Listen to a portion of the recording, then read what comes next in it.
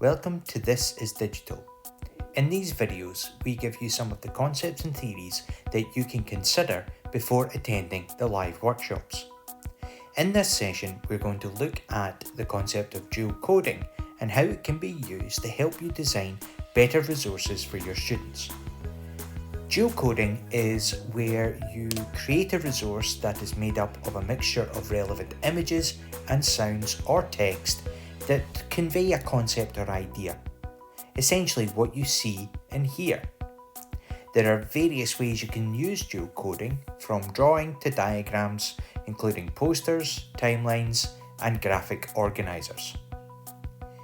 These types of options that you can use for geocoding give students a better understanding of what you're trying to say. Drawing, for example, is a great way to bring ideas to life. They boost learning, they have pupils think deeply about the information that's being shown when they are relevant and combined with sound, similar to what I'm doing just now.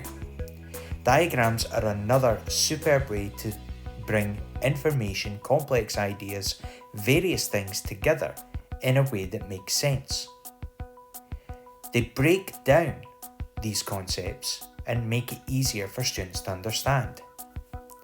Another tried and tested method of geocoding is, of course, posters. When using digital technologies such as iPad, posters can take a whole new life of their own. You can include rich media such as videos, links to YouTube, sounds, your own recording, text, limitless possibilities.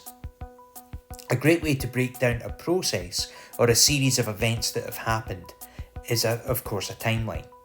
You can animate the ideas as they come to life, you can have this shared as a GIF or as a video with your voiceover, and you can visualize that information. A great way to kind of sequence and order events.